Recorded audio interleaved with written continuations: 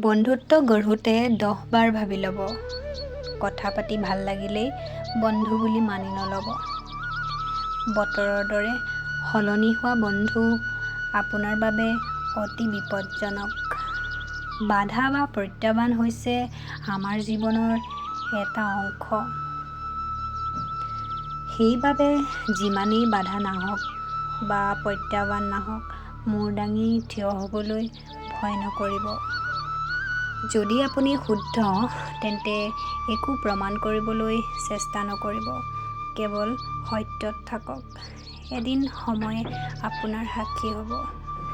নিজৰ জীৱনটো উদযাপন কৰক। জীৱনৰ হিচাপ-নিকাচ কৰিবলৈ চেষ্টা নকৰিব। সময়ৰ সৈতে আগবাঢ়ক।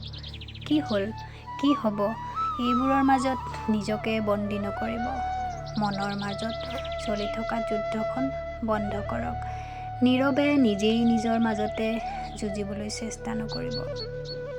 সেই সম্পৰ্কবোৰ অতি দুৰ্বল, যিবোৰ সম্পৰ্ক কাৰোবাৰ কথাত লাগি ভাঙি যায়। যদি সম্পৰ্কত জেদ আৰু অহংকাৰ থাকে, তেন্তে দুয়োজনেই জয়ী হয়, কিন্তু তেওঁলোকে সম্পৰ্কটো হেৰুৱাব লগা হয়। অপবাদৰ ধাৰ ইমানেই তীক্ষ্ণ যে ই তেজৰ সম্পৰ্কৰ বান্ধোনো ছিঙি পেলায়। আপুনি যদি এইকেইটা কথা ভালদৰে জানে, তেন্তে আপুনি যিকোনো মানুহক সহজতে জানিব পাৰিব। আহকচোন শুনো সেইকেইটা কথা।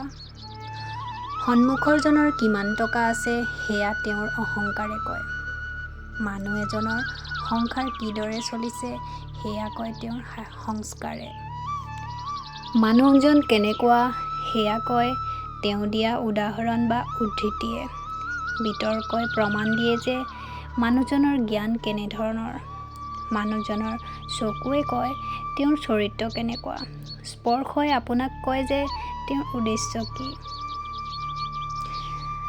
আপুনি এইকেইজন মানুহৰ পৰা সদায় আঁতৰত থাকিব আৰু তেওঁলোকক কেতিয়াও বিশ্বাস নকৰিব, যি আপোনাক বাৰে বাৰে মিছা কথা কয়, যিজনে আপোনাক সন্মান নকৰে, যি আপোনাক সদায় তলত ৰখাৰ চেষ্টা কৰে। জীৱনত যে মই প্ৰতি খোজতে উজুতি খাইছোঁ।